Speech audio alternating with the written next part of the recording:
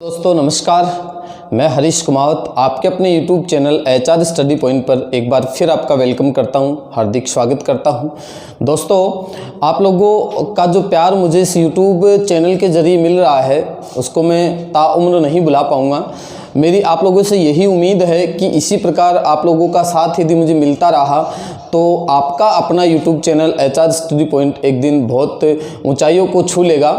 तो लगातार आप लोग मेरे से बने रहिए अपने साथी हरीश कुमावत के साथ, अपने YouTube channel HR study point के साथ। दोस्तों, अपना जो टॉपिक चल रहा था वो डाइजेस्टिव सिस्टम का चल रहा था। तो डाइजेस्टिव सिस्टम की यदि मैं बात करूँ तो मुख गुहा मतलब कि मुख से लेकर आमाशय तक की बातें अपने कंप्लीट कर ली थी। और आज मैं आप लोगों के सामने पाचन तंत्र का नेक्स्ट जो पार्ट है वो लेकर के आ रहा हूँ, छोटी आंत। दोस्तों, अपना टॉपिक चल रहा था डाइजेस्टिव सिस्टम, पाचन तंत्र। और पाचन तंत्र की अपन बात करें तो सबसे पहले भोजन मुख में गया था, मुख से मुख गुहा में, मुख गुहा से ग्रसनी में, ग्रसनी से ग्रसिका में, ग्रसिका से आमाशय में, और आमाशय से भोजन जो आज आपका जा रहा है वो जा रहा है दोस्तों छोटी आंत में, स्मॉल इंटेस्टाइन में। तो छोटी आंत की यदि मैं आप लोगों से बात करूं तो छोटी आंत के अंदर किस किस प्रकार से भोजन का डाइजेशन होगा, तो एक विशेष बात मैं आप लोगों को यहाँ से बता देता हूँ, जो कि मैंने आपको टॉपिक के स्टार्टिंग में भी बताई थी कि छोटी आंत की यदि बात की जाए तो छोटी आंत अपनी आहार नलिका का, आहार नाल का सबसे लंबा भाग होता है। छोटी आंत आहार नाल का सबसे लंबा भाग होता है, जिसकी लंबाई दोस्तों आपको याद रखनी है 6.5 मीटर, 6.5 मीटर। तो आहार नाल की लंबाई कितनी है दोस्तों? 6.5 मीटर है। और ये आपकी आहार नलिका का सबसे लंबा पार्ट है। याद रखना, आहार नलिका की कुल जो लंबाई की यदि मैं बात करूँ तो कुल लंबाई बता रखी मैंने आपको 8 से 10 मीटर। उसमें से छोटी आंत की जो लंबाई दोस्तों वो 6.5 मीटर है। फिर अपन नेक्स्ट पॉइंट की बात करें तो अधिकांश भोजन का पाचन, अधिकांश भोजन का पाचन और पचित भोजन का अवशोषण, पचित भोजन का अवशोषण बहुत ही इंपॉर्टेंट पॉइंट है। काफ़ी बार के पेपर्स में दोस्तों ये क्वेश्चन पूछा जा चुका है। तो ये आपका कहाँ होता है? स्मॉल इंटेस्टाइन में होता है, छोटी आंत में होता है। तो भोजन का अधिकांश पाचन और पचित भोजन का अवशोषण किस में होता है? छोटी आंत में। ये क्वेश्चन पहले की कॉम्पिटिटिव एग्जाम का क्वेश्चन था। आजकल आपसे ये पूछा जाएगा कि छोटी आंत का वह कौन सा पार्ट है जहाँ पर भोजन का पाचन होता है, पचित भोजन का अवशोषण होता है। तो ध्यान से देखना इस बात को। छोटी आंत के 3 पार्ट होते हैं दोस्तों, 3 भाग होते हैं। और तीनों भागों की अपन बात करें तो पहले भाग का नाम है दोस्तों ड्यूडेनम, ड्यूडेनम जिसे हिंदी में ग्रहणी कहा जाता है, ग्रहणी। दूसरा जो पार्ट आता आपका वो है जेजेनम, जेजेनम जिसे मध्यांतर के नाम से जानते हैं। और तीसरा जो पार्ट आता है दोस्तों वो है इलियम, इलियम जिसे शेषांत्र कहा जाता है, शेषांत्र। तो ये आपके छोटी आंत के 3 पार्ट हैं। नंबर 1 पार्ट आपका ड्यूडेनम, ग्रहणी वाला भाग, दूसरा आपका जेजेनम, मध्यांत्र बोलते हैं, और तीसरा आपका इलियम, शेषांत्र जिसको कहा जाता है। आहार नलिका का सबसे प्रथम जो भाग है, याद रखना, सबसे प्रथम जो भाग है वो कहलाता है ग्रहणी भाग। और ये याद रखना, ये आहार नलिका में छोटी आंत का सबसे छोटा भाग भी है। तो याद आपको रखना है, आहार नलिका की बात करें अपन, छोटी आंत पढ़ा रहा हूं मैं आपको, तो छोटी आंत का सबसे प्रथम भाग कौन सा दोस्तों? ड्यूडेनम पार्ट है। और ये किससे जुड़ा हुआ है? ये आमाशय का जो लास्ट पार्ट था, आमाशय के अंतिम भाग, आमाशय के अंतिम भाग कौन सा भाग था? आमाशय का अंतिम पाइलोरिक पार्ट था। पाइलोरिक भाग से जुड़ी हुई संरचना आपकी कौन सी दोस्तों? ड्यूडेनम है। इसके अलावा मैं बात करूं तो इसके अंदर बड़ा ही इंपॉर्टेंट पॉइंट है। पहले मैंने आपको बताया कि भोजन का अधिकांश पाचन और पचित भोजन का अवशोषण कहाँ होता है? छोटी आंत में होता है। अब आपको ये जानना है कि छोटी आंत का ऐसा कौन सा पार्ट है जहाँ भोजन का अधिकांश पाचन होता है। तो दोस्तों बड़ा ही इम्पोर्टेंट पॉइंट है, भोजन का अधिकांश जो पाचन है वो छोटी आंत के कौन से भाग में होता है? ग्रहणी भाग में होता है। मतलब अपन जो कुछ भी भोजन खाते हैं उसमें से अधिकांश भोजन का जो डाइजेशन है वो डाइजेशन आपकी छोटी आंत के कौन से पार्ट में होता है? तो याद रखना ग्रहणी पार्ट में होता है। ये ग्रहणी आपकी छोटी आंत का प्रथम भाग है, सबसे छोटा भाग है। और यदि आपसे कभी आकार पूछ लिया जाए तो ग्रहणी भाग का आकार कैसा होता है दोस्तों? यू आकार का है। यू आकार की छोटी नलिका है, आमाशय के अंतिम भाग पाइलोरिक से जुड़ी रहती है और भोजन का अधिकांश पाचन कहाँ होता है? ग्रहणी भाग में होता है। इसके अलावा यदि मैं बात करूं तो इस ग्रहणी की दीवार पर, ड्यूडेनम की दीवार से या दीवार पर ब्रूनर ग्रंथियां पाई जाती हैं। ब्रूनर ग्रंथियां, कौन सी ग्रंथियां पाई जाती हैं दोस्तों? ब्रूनर ग्रंथियां पाई जाती हैं और ये ब्रूनर ग्रंथियां श्लेष्मा का सीक्रेशन करती हैं। और इस श्लेष्मा की जो प्रकृति होती है वो किस प्रकृति का होता है? ये क्षारीय प्रकृति का श्लेष्मीय पदार्थ सिक्रेट करती है। तो बड़ा ही अच्छा क्वेश्चन है। ग्रहणी की दीवार से ब्रूनर ग्रंथियां, ग्रहणी की दीवार पर ब्रूनर ग्रंथियां उपस्थित होती हैं और ये ब्रूनर ग्रंथियां क्षारीय प्रकृति के तरल पदार्थ का सिक्रेशन करती हैं, तरल श्लेष्मा का सिक्रेशन करती हैं। इसके अलावा मैं आपको बताऊं तो एक पित्त वाहिनी है जो पित्ताशय से निकल करके आती है और एक अग्नाशय वाहिनी जो अग्नाशय से निकल करके आती है। बीच का पॉइंट है लेकिन याद रखने वाला पॉइंट है, पित्त वाहिनी पित्ताशय से निकल करके आती है और अग्नाशय वाहिनी अग्नाशय से निकल करके आती है। ये दोनों नलिकाएं, तो किस किस की बात कर रहा हूं मैं? एक तो पित्त वाहिनी की बात कर रहा हूं दोस्तों, एक अग्नाशय वाहिनी की बात कर रहा हूं। अग्नाशय वाहिनी, याद रखना पित्त वाहिनी और अग्नाशय वाहिनी दोनों आकर के छोटी आंत के किस पार्ट में खुलती हैं? तो वो आपके ड्यूडेनम पार्ट में खुलती हैं। बड़ा ही अच्छा क्वेश्चन है। छोटी आंत के किस पार्ट में पित्त वाहिनी और अग्नाशय वाहिनी आकर के खुलती हैं? तो वो आपका कौन सा पार्ट है? ड्यूडेनम वाला पार्ट होता है। तो ये इतनी सारी बातें आपको ड्यूडेनम की याद रखनी है। ये वाला क्वेश्चन आपके लिए इंपॉर्टेंट है, ये वाला क्वेश्चन आपके लिए इंपॉर्टेंट है। तो छोटी आंत का प्रथम भाग ड्यूडेनम या ग्रहणी कहलाता है। सबसे छोटा भाग आपकी छोटी आंत का यू आकार की नलिका है। आमाशय के अंतिम भाग पाइलोरिक से जुड़ा है। आमाशय के 3 पार्ट मैंने आपको पढ़ाए थे, पहले वाला कार्डियक, बीच वाला फंडिक और लास्ट वाला जो पार्ट है वो पाइलोरिक है। पाचन की बात करें तो भोजन का अधिकांश पाचन ग्रहणी भाग में ड्यूडेनम में संपन्न होता है। ग्रहणी की दीवार से ब्रूनर ग्रंथियां लगी होती हैं जो क्षारीय प्रकृति के तरल श्लेष्मा का स्रावन करती हैं और इसी ड्यूडेनम भाग में पित्त वाहिनी और अग्नाशय वाहिनी आकर के खुलती हैं। जेजेनम की दोस्तों बात करूं तो एक छोटा सा पॉइंट याद रखना है। जेजेनम 2.5 सेंटीमीटर लंबी नलिका होती है।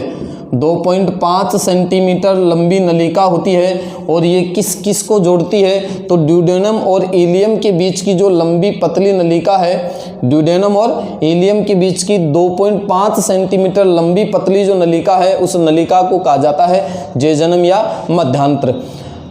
इसके बाद अपन बात करें इलियम भाग की, तो इलियम आपकी छोटी आंत का कौन सा पार्ट है दोस्तों? अंतिम पार्ट है। तो छोटी आंत का अंतिम जो भाग है वो अंतिम भाग कौन सा है? इलियम पार्ट है, जिसे अपन शेषांत्र के नाम से जानते हैं। और लगभग इसकी लंबाई की बात करूं तो ये 6.5 मीटर लंबी होती है।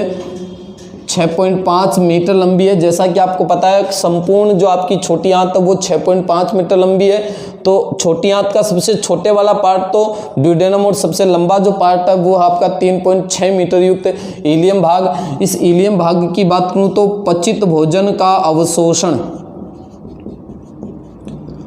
पचित भोजन का अवशोषण छोटी आंत के किस भाग में होता है दोस्तों? तो वो इलियम भाग में होता है। यदि आपसे कॉमनली इक्वेशन पूछ लिया जाए, जनरली यदि इक्वेशन पूछ लिया जाए कि आहार नाल का वह पार्ट जहां पर भोजन का अधिकांश पाचन और अवशोषण होता है, तब आपको ऑप्शन के रूप में छोटी आंत मिल सकता है। लेकिन यदि पॉइंट ये पूछ लिया जाए कि छोटी आंत का वह कौन सा भाग है जहां पर भोजन का पाचन होता है, तब उत्तर आपका ड्यूडेनम होगा। और छोटी आंत का वह कौन सा पार्ट है जहां पर पचित भोजन का अवशोषण होता है, तो वो क्या है? इलियम। अब इसके अंदर पचित भोजन का अवशोषण क्यों होता है? क्योंकि दोस्तों इसके अंदर 45 लाख के समथिंग सूक्ष्म रसांकुर उपस्थित होते हैं। कौन से पार्ट की बात करें अपन लोग, इलियम पार्ट की बात करें तो 45 लाख सूक्ष्म रसांकुर पाए जाते हैं जिन्हें माइक्रोविलाई के नाम से जानते हैं। और ये माइक्रोविलाई क्या करते हैं, छोटी आंत के पृष्ठीय क्षेत्रफल को बढ़ाते हैं, पृष्ठीय क्षेत्रफल को बढ़ाते हैं। और पृष्ठीय क्षेत्रफल जैसे ही बढ़ता है तो अवशोषण की दर बढ़ जाती है। तो ये बात भी आप लोगों को अच्छी तरीके से याद रखनी है। 45 लाख सूक्ष्म रसांकुर अवशोषण की क्रिया को बढ़ाते हैं क्योंकि ये इसके पृष्ठीय क्षेत्रफल को बढ़ा रहे हैं। पृष्ठीय क्षेत्रफल जो जो बढ़ता जाता है वैसे वैसे अवशोषण की दर बढ़ती जाती है। याद रखना दोस्तों, इस छोटी आंत के इलियम भाग में सेलुलोज को छोड़कर के शेष सभी पचित भोजन का अवशोषण हो जाता है। ये बात मैं आप लोगों को पहले ही बता चुका हूँ, क्योंकि मनुष्य के शरीर में सेलुलोज का डाइजेशन नहीं होता है क्योंकि इसको पचाने वाला कौन सा एंजाइम अपनी आहार नाल में एब्सेंट है दोस्तों, तो उसका नाम है सेलुलेज एंजाइम। तो सेलुलोज का डाइजेशन कौन सा एंजाइम करता है, सेलुलेज एंजाइम करता है। तो सेलुलोज को छोड़ करके बाकी सारे के सारे भोजन का, पचित भोजन का अवशोषण आपकी छोटी आंत में संपन्न हो जाता है। नेक्स्ट पॉइंट की यदि अपन बात करें तो छोटी आंत के द्वारा कौन कौन से प्रकार के एंजाइम सीक्रेट होते हैं, जैसा कि आमाशय के द्वारा पेप्सिन और रेनिन एंजाइम सीक्रेट हो रहे थे, छोटी आंत के द्वारा कौन कौन से एंजाइम सीक्रेट होते हैं, उन एंजाइम्स की अपन अभी आपसे बात करते हैं। तो देखो दोस्तों, ये अपने छोटी आंत के एंजाइम हैं और छोटी आंत के द्वारा जो आंतरिक रस निकलता है, जिस प्रकार से आमाशय के द्वारा जो आमाशय रस निकला था उसके अंतर्गत पेप्सिन और रेनिन एंजाइम की बात मैं आप लोगों के साथ करके गया था। आज अपन बात करें कि छोटी आंत से जो आंतरिक रस निकलता है, उस आंतरिक रस के अंदर ये इतने सारे एंजाइम उपस्थित हैं, तो कौन सा एंजाइम क्या भूमिका अदा करता है। तो देखो, ये मैंने एंजाइम के नाम लिख रखे हैं, एरेप्सिन या डाइपेप्टाइडेज, एमिनोपेप्टाइडेज, डाइसेकेराइड। याद रखना, एग्जाम में सबसे अधिक जो क्वेश्चन पूछे जाते हैं वो आपके डाइसेकेराइड से आते हैं। फिर लाइपेज एंजाइम, इसका भी अच्छा क्वेश्चन बनता है, और न्यूक्लियेज एंजाइम। तो इरेप्सिन क्या करता है दोस्तों, ध्यान रखना, मैंने आपको एक बात बताई थी कि आमाशय में भोजन का पाचन नहीं होता है, सिर्फ और सिर्फ प्रोटीन का पाचन स्टार्ट करता है कौन सा एंजाइम, पेप्सिन एंजाइम, जो उसको पेप्टोन्स में कन्वर्ट करता है। और आपको ये भी जानकारी होगी कि प्रोटीन की जो मूलभूत इकाई होती है, वो एमिनो अम्ल होती है। कौन होती है, एमिनो अम्ल होती है। और वसा जो होती है वो वसीय अम्लों से मिलकर के बनती है। वसा किन से मिलकर के बनती है, वसीय अम्लों से। तो ध्यान देना, डाइपेप्टाइडेज को इरेप्सिन एंजाइम क्या करता है, एकल एमिनो एसिड में कन्वर्ट करता है। देखो, पेप्टाइडेज, याद रखना, एमिनो एसिड प्रोटीन की मूलभूत इकाई है, ये एमिनो एसिड पेप्टाइड बंध के द्वारा एक दूसरे से जुड़े रहते हैं। बहुत अच्छी जानकारी दे रहा हूं। प्रोटीन की मूलभूत इकाई एमिनो अम्ल है, और एमिनो अम्ल, दो एमिनो अम्ल एक दूसरे से कौन से बॉन्ड के द्वारा जुड़े रहते हैं, पेप्टाइड बॉन्ड के द्वारा। तो डाइपेप्टाइड को इरेप्सिन एंजाइम एकल एमिनो अम्लों में कन्वर्ट कर देता है। मतलब कि यहाँ पर प्रोटीन का कंप्लीट डाइजेशन हो जाता है, क्योंकि प्रोटीन किस में कन्वर्ट हो जाती है, एमिनो एसिड में। दूसरा है एमिनोपेप्टाइडेज, जो पेप्टाइड्स को एमिनो एसिड में कन्वर्ट करेगा। ये डाइपेप्टाइड है, एकल एमिनो एसिड में कन्वर्ट करेगा, और पेप्टाइड्स को आपका एमिनोपेप्टाइडेज एंजाइम किस में तोड़ देगा दोस्तों, एमिनो एसिड में तोड़ देगा। ये आप लोगों के 3 इंपॉर्टेंट एंजाइम है। डाइसेकेराइड, सेकेराइड कार्बोहाइड्रेट की अपन बात करें तो यहाँ से माल्टेज, सुक्रेज, लैक्टेज, ये 3 एंजाइम आप लोगों को अच्छी तरीके से याद रखने हैं। माल्टोज शर्करा को याद रखना, माल्टोज शर्करा को माल्टेज एंजाइम ग्लूकोज और ग्लूकोज में तोड़ता है। और एक बात आप लोगों को बहुत अच्छी तरीके से आप जानते हैं कि भोजन के डाइजेशन के बाद अपन को ग्लूकोज प्रोवाइड होती है, और ये ग्लूकोज ही हमें ऊर्जा देती है। इसलिए ग्लूकोज को कोशिका का ईंधन कहा जाता है। बहुत अच्छा क्वेश्चन है, ग्लूकोज को कोशिका का क्या कहा जाता है दोस्तों, ईंधन कहा जाता है। तो कोशिका का ईंधन कौन है, ग्लूकोज है, क्योंकि आपको यहीं से एनर्जी मिलती है। तो माल्टोज शर्करा, अब देखो माल्टोज शर्करा पाई किन में जाती है, ये माल्ट वाली शर्करा होती है जो बीजों में पाई जाती है, जो न्यूट्रिशन वाले टॉपिक का पार्ट है, वहां पर अपन क्लियर करेंगे इनको।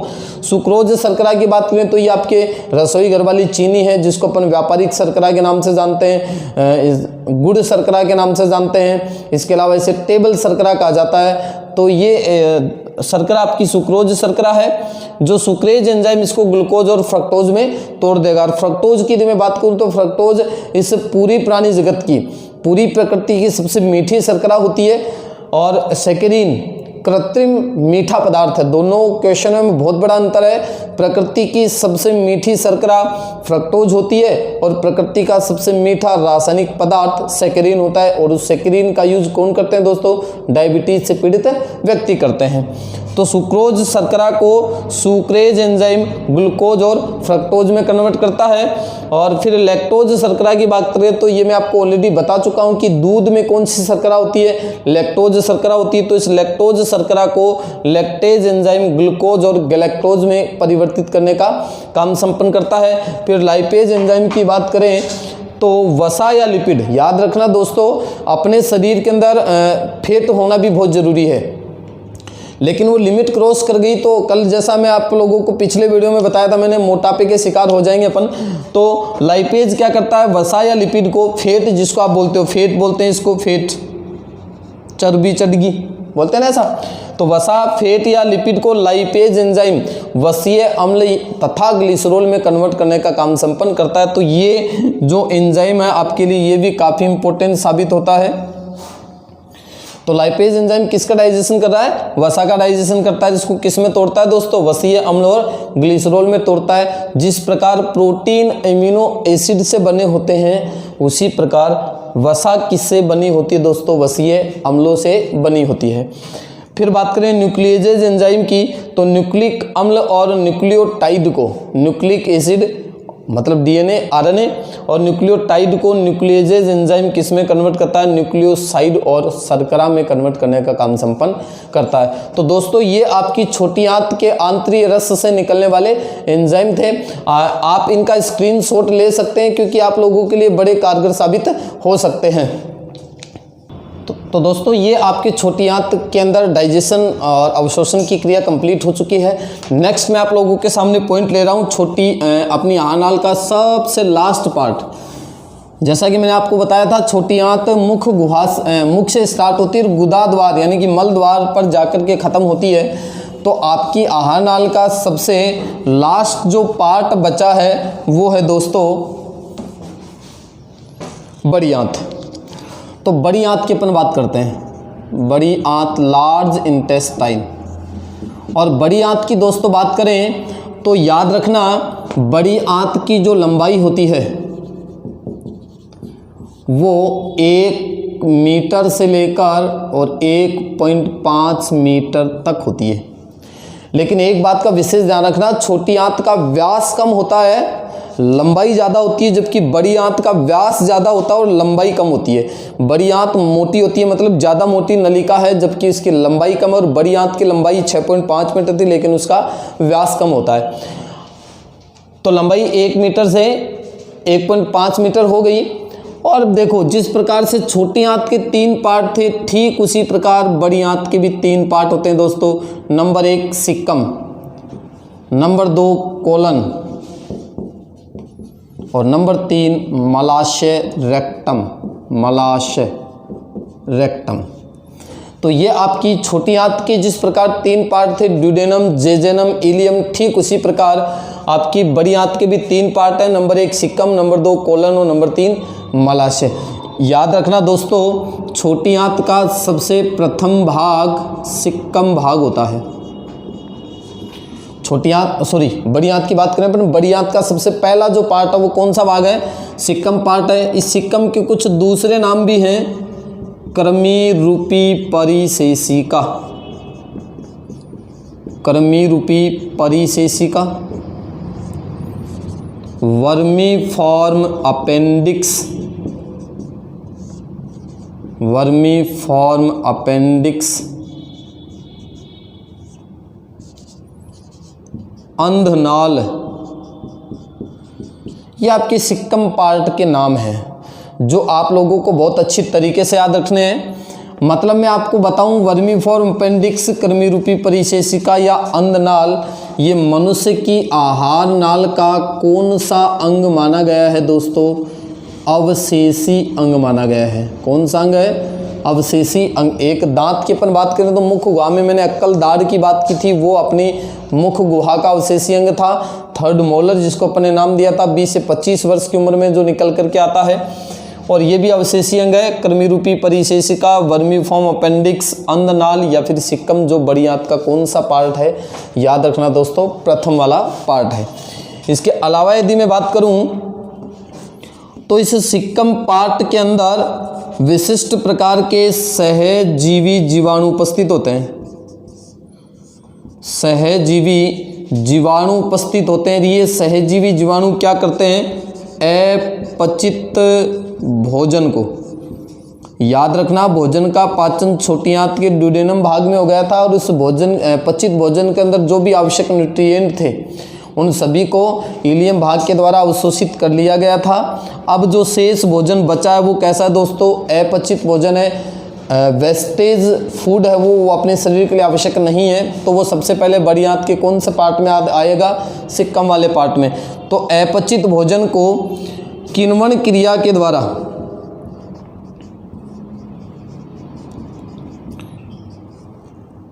कन्वर्ट कर देंगे, मतलब कि पाचन में सहायक हो रहे हैं, यहाँ पाचन में सहायता करते हैं। कौन, सहजीवी जीवाणु। याद रखना बड़ी आंत के सिक्कम पार्ट में जो सहजीवी जीवाणु पाए जाते हैं वो अपचित भोजन को, मतलब जिसका डाइजेशन नहीं हुआ उस अपचित भोजन को किण्वन क्रिया के द्वारा वो सरलीकृत करके पाचन की क्रिया में सहायता प्रदान करते हैं। इसके अलावा यदि इम्पोर्टेंट पॉइंट की बात करूं तो खरगोश और जो शाकाहारी प्राणी होते हैं, किन की बात कर रहा हूं दोस्तों, खरगोश एवं शाकाहारी प्राणियों की यदि बात की जाए तो खरगोश और शाकाहारी प्राणियों के अंदर ये आपकी वर्मीफॉर्म अपेंडिक्स मान लो, चाहे कृमि रूपी परिशेषिका मान लो, चाहे सिक्कम मान लो, चाहे अंधनाल मान लो, ये अधिक एक्टिव होती है, अधिक सक्रिय होती है। और ये काम क्या करती है, इधर खरगोश और शाकाहारी प्राणियों के अंदर ये ज़्यादा कार्यशील होती है, जबकि अपने अंदर तो ये क्या है दोस्तों, अवशेषीय अंग है, ये ज़्यादा कार्यशील है क्योंकि इधर सहजीवी जीवाणु उपस्थित है। और सहजीवी जीवाणु का यदि आपसे नाम पूछ लिया जाए तो आप नाम याद रखना, एंटीडीनियम। कौन सा सहजीवी जीवाणु उपस्थित है दोस्तों, एंटीडीनियम। और ये एंटीडीनियम क्या करता है दोस्तों, सेलुलोज का पाचन करता है। और ये मैं आपको पहले बता चुका हूँ कि मनुष्य के शरीर में तो सेलुलोज का डाइजेशन होता ही नहीं है क्योंकि सेलुलेज एंजाइम एब्सेंट है। जबकि शाकाहारी प्राणी और खरगोश की यदि मैं बात करूँ, विशेषता ज़्यादा खरगोश की है, फिर भी अपन शाकाहारी प्राणियों को काउंट कर रहे हैं। तो खरगोश और शाकाहारी प्राणियों की जो कृमि रूपी परिशेषिका होती है वो ज़्यादा कार्यशील होती है, ज़्यादा एक्टिव होती है। इसके अंदर जो सहजीवी जीवाणु उपस्थित होते हैं जैसे एंटीडीनियम, ये क्या करते हैं, सेलुलोज के पाचन में सहायता करते हैं, सेलुलोज के डाइजेशन में सहायक साबित होते हैं। तो ये बात तो आपको सिक्कम की याद रखनी है। यदि मैं कोलन की बात करूं तो ये किस किस के बीच का पार्ट है दोस्तों, सिक्कम तथा मलाशय के बीच का जो भाग है, सिक्कम और मलाशय के बीच का जो भाग होता है वो कहलाता है कोलन। और यदि इसकी बात करूं तो इसका भी एक इम्पोर्टेंट क्वेश्चन आपको याद रखना है दोस्तों। इस कोलन भाग के अंदर ई कोलाई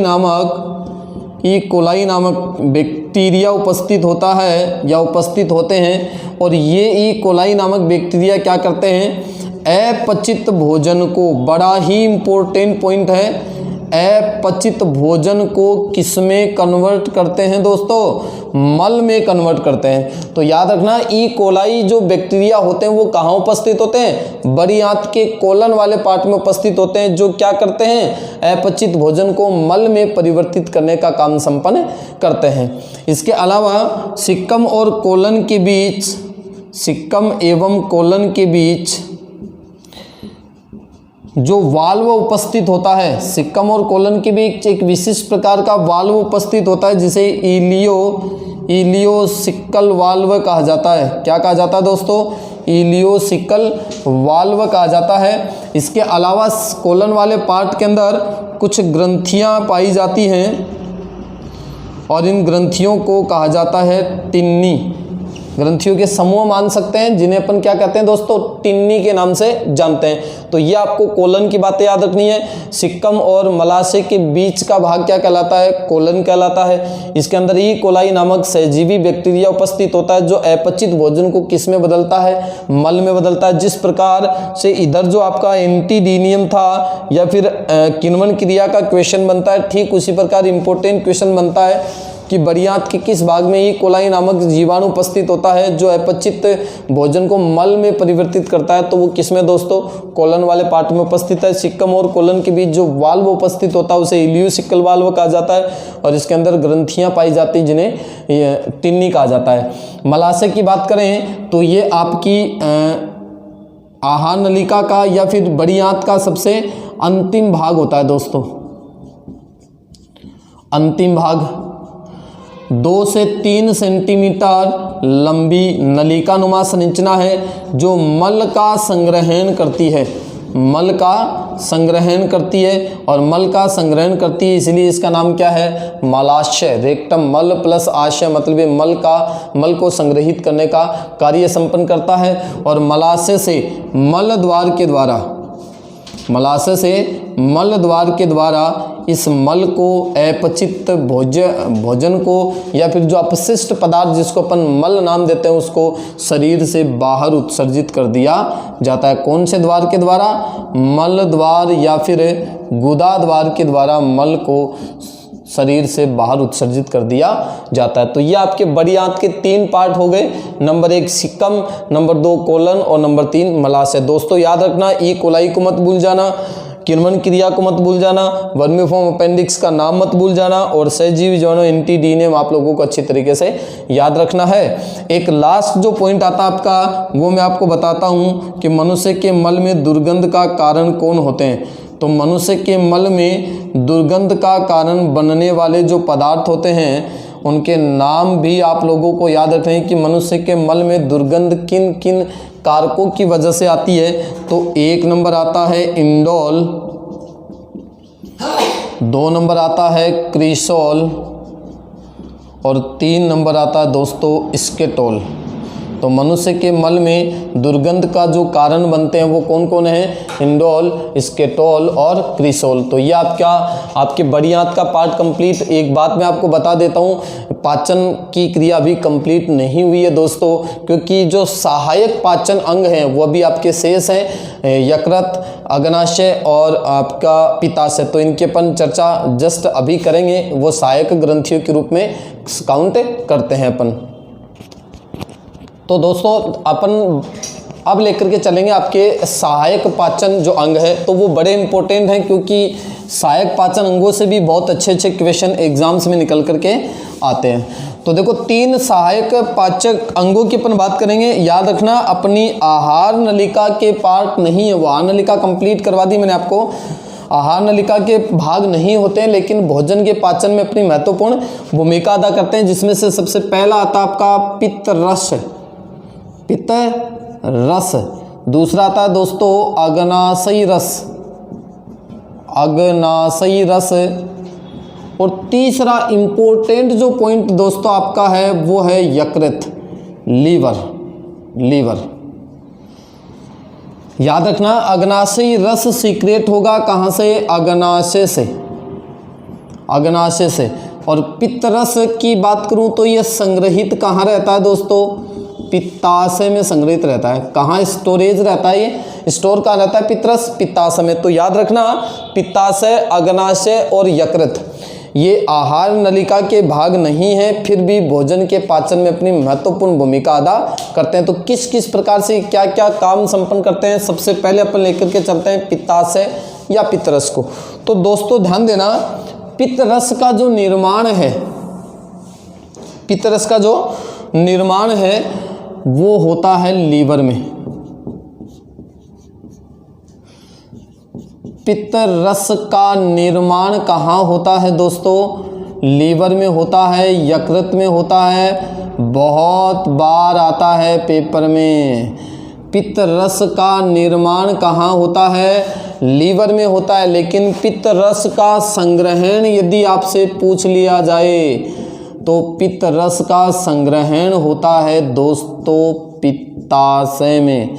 और ये क्वेश्चन जिन जिन बच्चों ने पिछली बार आरपी का पेपर दिया था उसमें पुटअप हुआ था, और ये क्वेश्चन एक बार 3rd ग्रेड के पेपर में भी पूछा जा चुका है कि पित्त रस का निर्माण कहाँ से होता है। तो पित्त रस बाइल जूस जो बनता है दोस्तों, वो बनता तो कहाँ है, लीवर में बनता है, लेकिन वो इकट्ठा मतलब वो एकत्रित उसका संग्रहण कहाँ होता है, तो वो होता है पित्ताशय में। आपके सामने एक क्वेश्चन डाला जाता है पित्त रस का निर्माण होता है, और सबसे पहला ऑप्शन पित्ताशय मिलता है आपको, और आप तो उसको सही कर देते हो, जबकि वो तो क्या है, गलत है। तो याद रखना पित्त रस बना कहाँ, लीवर में, लेकिन इसका संग्रहण कहाँ हुआ दोस्तों, पित्ताशय में हुआ।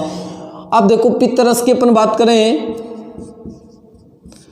तो पित्त रस की पीएच की यदि बात करूं तो इसकी पीएच होती है दोस्तों 7.7। मतलब कि पित्त रस कौन सी प्रकृति का पदार्थ है, दुर्बल क्षारीय प्रकृति का पदार्थ है। किस प्रकृति का पदार्थ है दोस्तों, दुर्बल क्षारीय प्रकृति का पदार्थ होता है। इसके अलावा प्रतिदिन की यदि बात करूं, एक स्वस्थ वयस्क मनुष्य की यदि बात करूं तो प्रतिदिन 700 ml से लेकर और 1000 ml तक ये स्रावित होता है। मतलब पित्त रस के स्राव की यदि बात की जाए तो प्रतिदिन स्वस्थ वयस्क मनुष्य के द्वारा या पित्ताशय से जो संग्रहित जो पित्त रस वो इतना सीक्रेट हो रहा है 700 ml से 1000 ml।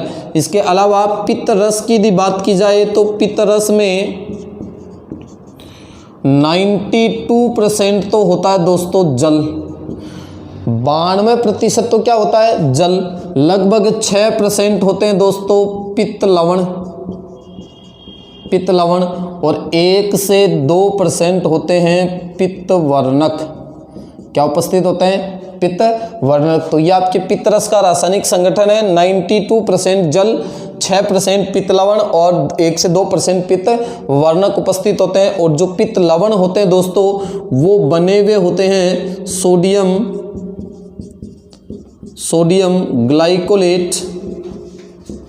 ग्लाइकोलेट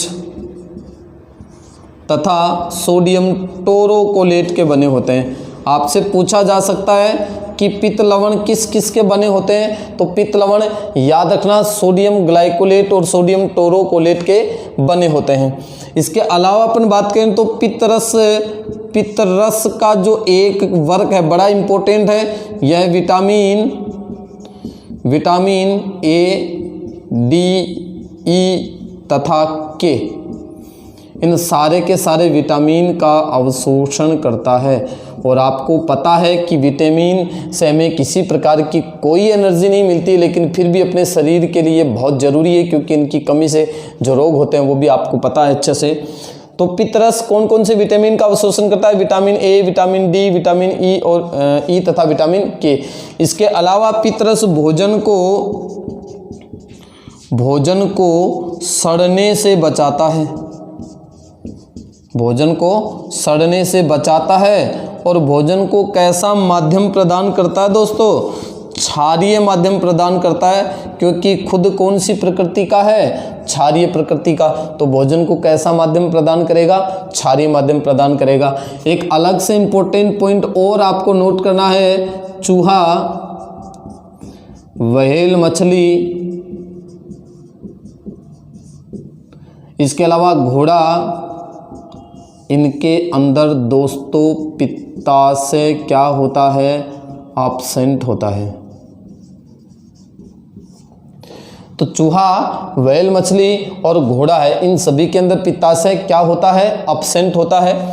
अब देखो पित्त रस, सर आपने इसका कोई काम तो बताया नहीं, तो पित्त रस काम क्या करता है, डाइजेशन को लेकर के पित्त रस क्या काम संपन्न करता है।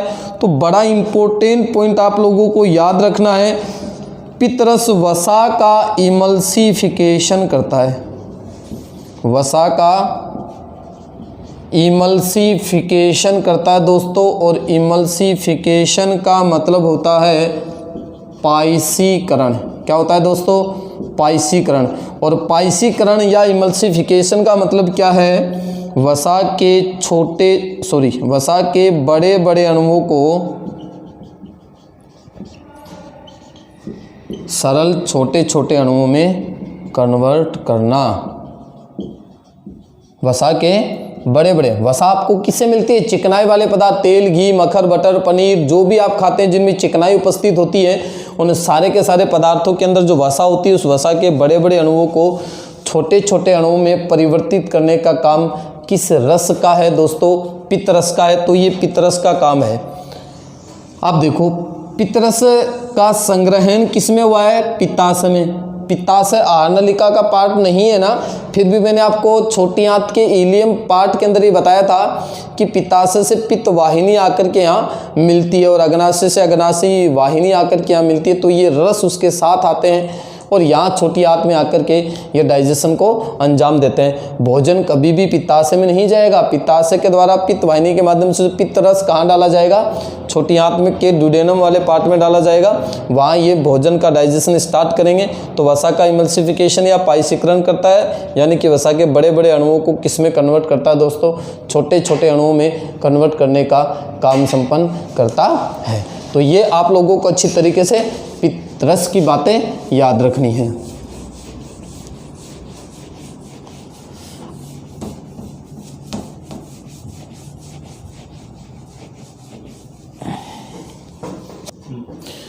तो देखो दोस्तों, ये आपके पित्त रस की सारी बातें कंप्लीट हो चुकी हैं और अब अपन लेकर के चलते हैं नेक्स्ट पॉइंट, अग्नाशय को। अगला जो आपका सहायक अंग है वो है अग्नाशयी रस। अग्नाशयी रस, पैंक्रियाटिक जूस। और अग्नाशयी रस की यदि मैं बात करूं तो अग्नाशयी रस कहाँ से निकला दोस्तों? अग्नाशय से निकलता है, अग्नाशय से स्रावित होता है। और इसकी मैं आपको एक बात और बता देता हूं, अंतःस्रावी ग्रंथियों की जब अपन बात करेंगे तो आपके शरीर की ये मिश्रित ग्रंथि है अग्नाशय ग्रंथि, जो हार्मोन भी सीक्रेट करती है तो एंजाइम भी सीक्रेट करती है। मतलब अंतःस्रावी ग्रंथि के जैसे काम करती है तो ये बहिःस्रावी के जैसा भी काम संपन्न करती है। तो आपको याद रखना, अभी अपन केवल डाइजेशन की बात करें तो अग्नाशय को मिश्रित ग्रंथि कहा जाता है। अग्नाशय ग्रंथि को मिश्रित ग्रंथि के नाम से जानते हैं क्योंकि यह बहिःस्रावी ग्रंथियाँ एंजाइम सीक्रेट करती हैं और अंतःस्रावी ग्रंथियां हार्मोन सीक्रेट करती हैं। तो बहिःस्रावी और अंतःस्रावी दोनों प्रकार की ग्रंथियों का काम संपन्न करती है, इसलिए इस ग्रंथि को अग्नाशय मिश्रित ग्रंथि के नाम से जानते हैं। कौन सी ग्लैंड को? अग्नाशय को।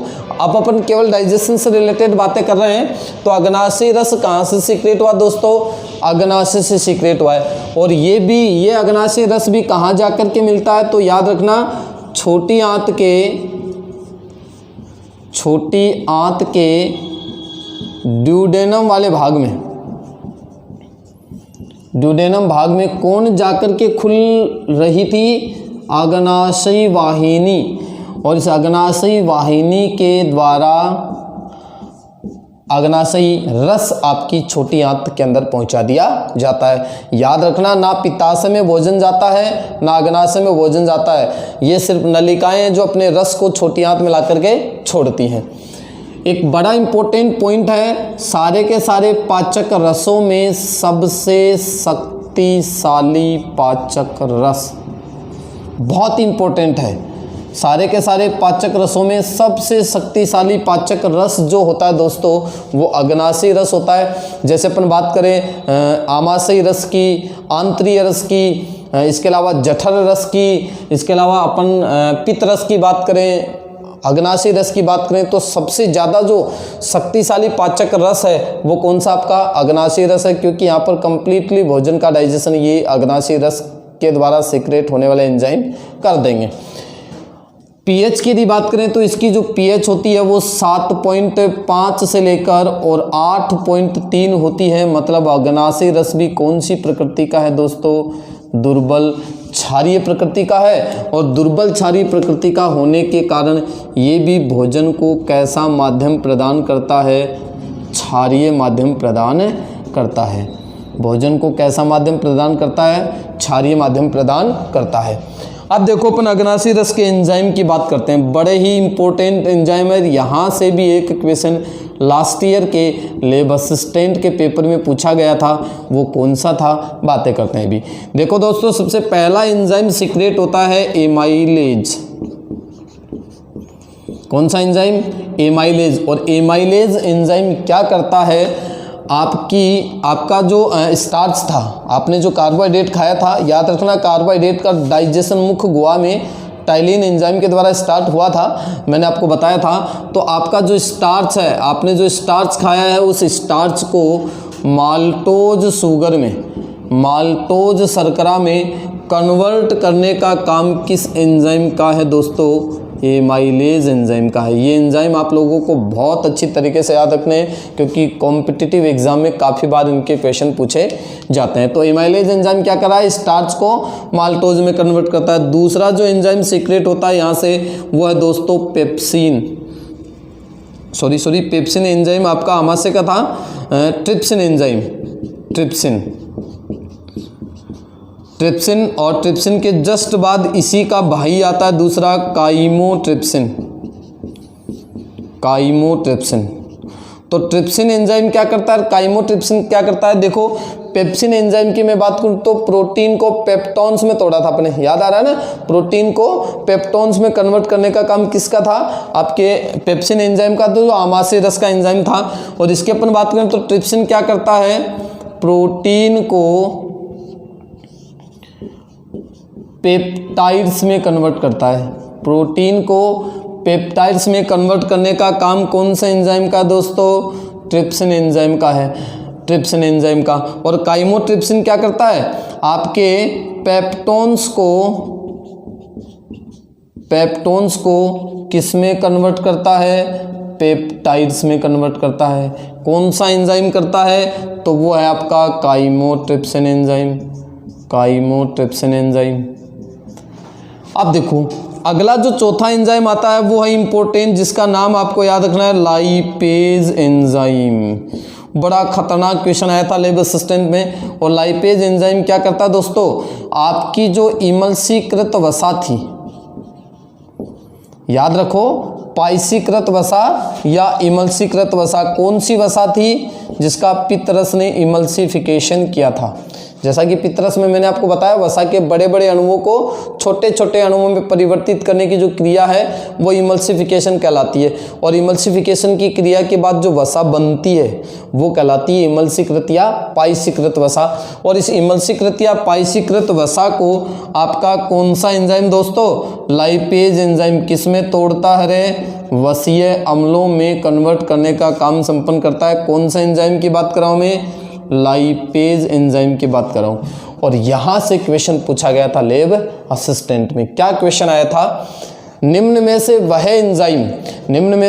वह एंजाइम जो प्रोटीन का पाचन नहीं करता है। तो ध्यान देना, ऑप्शन के रूप में पहला था पेप्सिन, तो आपको पता चल चुका है पेप्सिन प्रोटीन का डाइजेशन करता है, आमाशय रस का एंजाइम है। दूसरा डाला इसने ट्रिप्सिन, और तीसरा डाल रखा था दोस्तों काइमोट्रिप्सिन। और ये आपको पता है दोनों भी किसका डाइजेशन करते हैं? प्रोटीन का। और चौथा एंजाइम था लाइपेज एंजाइम, और लाइपेज एंजाइम तो किसका डाइजेशन करता है? वसा का डाइजेशन करता है। तो क्वेश्चन पूछा गया था, निम्न में से कौन सा एंजाइम प्रोटीन का पाचन नहीं करता है? निम्न में से कौन सा एंजाइम प्रोटीन का पाचन नहीं करता है? तो पेप्सिन भी करता है, ट्रिप्सिन भी करता है, काइमोट्रिप्सिन भी करता है, लेकिन लाइपेज एंजाइम किसका डाइजेशन कर रहा है? वसा का डाइजेशन करता है। तो लाइपेज एंजाइम क्या करता है? जो पित्तरस के द्वारा इमल्सीकृत वसा बनी थी, उस इमल्सीकृत वसा को वसीय अम्लों में कन्वर्ट करने का काम संपन्न करता है। इसके अलावा अपन बात करें तो अगला जो एंजाइम आता है आपका वो है न्यूक्लिएज एंजाइम। और ये न्यूक्लिएज एंजाइम क्या करता है दोस्तों? न्यूक्लिक एसिड को कन्वर्ट करता है किसमें? न्यूक्लियोटाइड में कन्वर्ट करने का काम संपन्न करता है। कौन सा एंजाइम करता है दोस्तों? तो वो है आपका न्यूक्लिएज एंजाइम। कौन सा एंजाइम है? Nuclease enzyme. और लास्ट जो एंजाइम यहाँ से सीक्रेट होता है वो है कार्बोक्सीपेप्टाइडेज।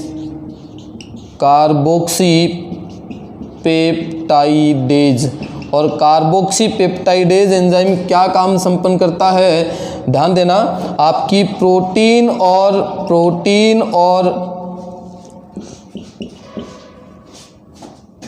पेप्टाइड्स को, प्रोटीन और पेप्टाइड्स को कन्वर्ट करता है दोस्तों किसमें, एमिनो एसिड में, क्योंकि प्रोटीन की मूलभूत इकाई कौन है, एमिनो एसिड। वसा की मूलभूत इकाई कौन है, वसीय अम्ल। तो ये आपका कौन सा एंजाइम है, कार्बोक्सी पेप्टाइडेज एंजाइम। तो इतनी सारी बातें आपको किसकी याद रखनी है, अग्नाशय की। अग्नाशय की जो बातें हैं वो बहुत सारी बची हैं हार्मोन से रिलेटेड, वो अपन पढ़ेंगे कौन से तंत्र में, अंतःस्रावी तंत्र में। तो ध्यान देना, अग्नाशयी रस कहाँ से निकला, अग्नाशय से निकला। छोटी आंत के ड्यूडेनम भाग में अग्नाशयी वाहिना आकृति के खुलती है। सारे के सारे पाचक रसों में सबसे शक्तिशाली पाचक रस कौन सा है, अग्नाशय रस। पीएच कितनी है, 7.5 से 8.3। कैसी प्रकृति का है, दुर्बल क्षारीय प्रकृति का। भोजन को कैसा माध्यम प्रदान करता है, क्षारीय माध्यम प्रदान करता है। 1 नंबर, 2 नंबर, 3 नंबर, ये तीनों एंजाइम आपके लिए बड़े इंपॉर्टेंट है, इसको तो भूल ही मत जाना कभी, बहुत बार पेपर में पूछा जाता है। तो एमाइलेज एंजाइम क्या करता है, स्टार्च को माल्टोज में कन्वर्ट करता है। ट्रिप्सिन एंजाइम प्रोटीन को पेप्टाइड्स में कन्वर्ट करता है। काइमोट्रिप्सिन एंजाइम पेप्टोन्स को पेप्टाइड्स में कन्वर्ट करता है। और लाइपेज एंजाइम जो पित्तरस के द्वारा वसा का इमल्सिफिकेशन हुआ था, उस इमल्सीकृत वसा को वसीय अम्लों में कन्वर्ट करता है। न्यूक्लियेज एंजाइम न्यूक्लिक एसिड को न्यूक्लियोटाइड में कन्वर्ट करता है। और कार्बोक्सी पेप्टाइडेज एंजाइम प्रोटीन और पेप्टाइड्स को एमिनो एसिड में कन्वर्ट करने का काम संपन्न करता है।